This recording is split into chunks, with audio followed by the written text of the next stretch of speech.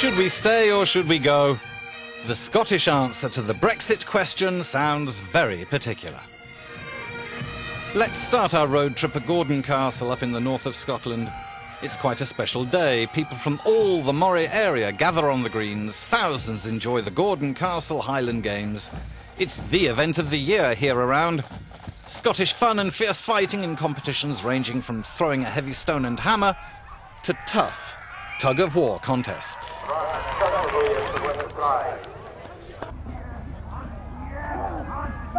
Oh, the Brits are fighting. Half of them want to stay in Europe, the other half wants to get out. It's a suspense-packed battle, and I've got the feeling that the vote of the Scots could be decisive.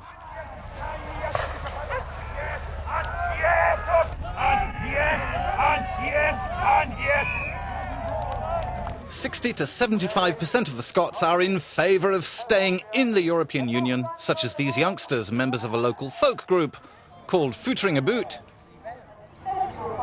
Definitely do think that Scotland don't want to leave, but a majority of English vote for a Conservative Party, and they of course want to leave.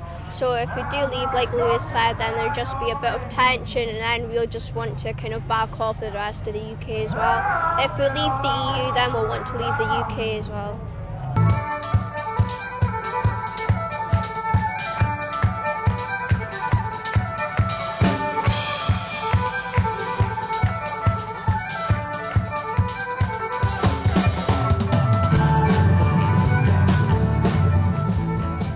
We move on to Macduff, a small port town in decline. Most fishermen are angry at the European Union.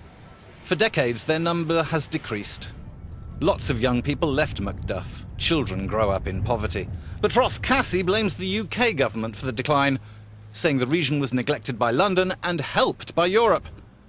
Ross is a member of the Scottish National Party, a left-wing pro-independence and rigorously pro-European party, by far the main political force in Scotland. Yeah, the local impact here within Macduff and the impact of the funding from the European Union is plain for all to see.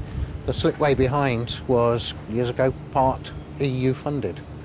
If the UK decided it wanted to pull out of the EU, those particular streams of funding will no longer be available, and towns like Macduff and other small communities across Scotland will continue to decline as opposed to flourish as they should do.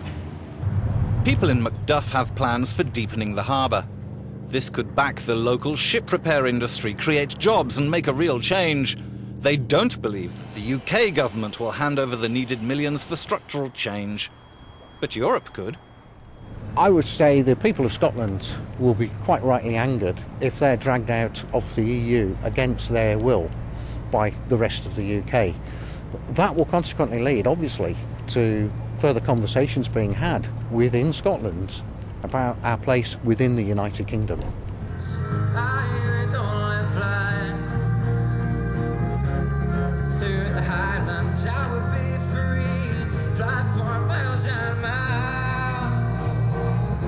The Highlands, the very heart of Scotland, is a landscape spotted with historic castles and distilleries. John Harvey MacDonough's family history is closely linked to whisky production since 1770. John learned all about whisky trading by settling down in China, where he lived for 20 years.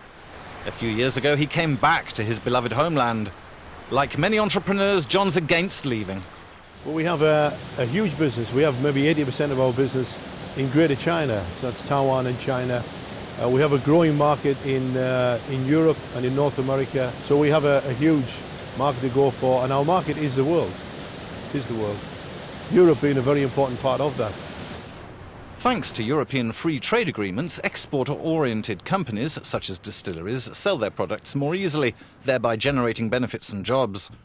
That's the main argument of David Frost, a former British diplomat and EU trade negotiator, today head of the Scotch Whisky Association. Well, 40% of what we export goes to Europe. If we leave the European Union, then we're going to see administrative barriers brought up. If there is a Brexit, then we will lose access to the EU free trade agreements, that's clear. If the UK will then need to negotiate its own agreements, clearly that's going to take time. Our interest is to be part of the biggest possible market with the fewest possible barriers. Single market gives us that. Free trade agreements give us that. Why would we want to depart from that?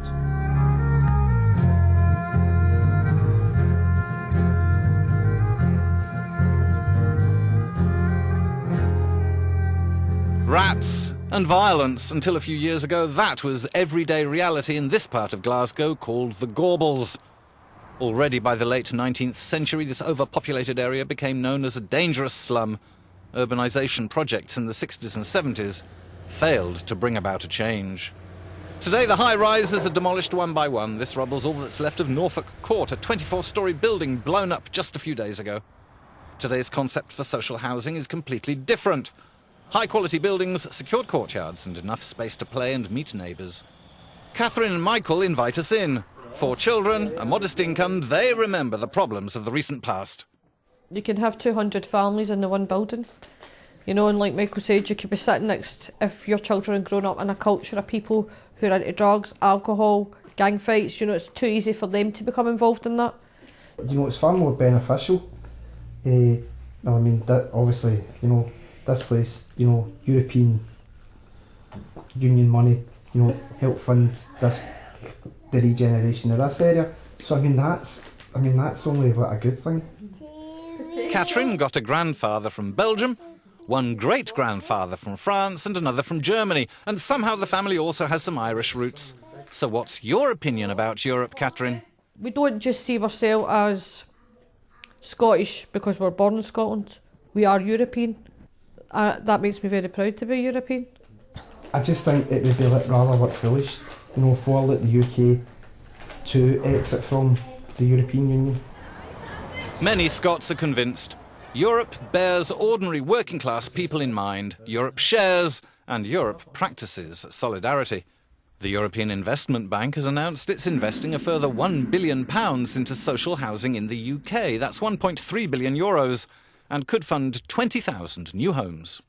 A huge help has been the money that we've got from the European Investment Bank, because it's stable finance at half the price. It saved us an awful lot of money. There's an express link between Europe's determination to support poorer communities and the work that we do and the money that we therefore get from institutions like the European Investment Bank.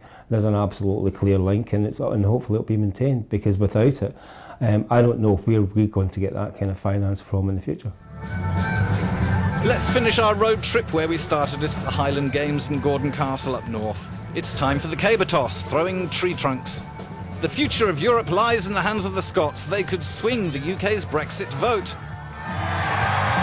By the way, today's winner, that's him, the strongest man in Scotland, Lukas Venter, from Poland.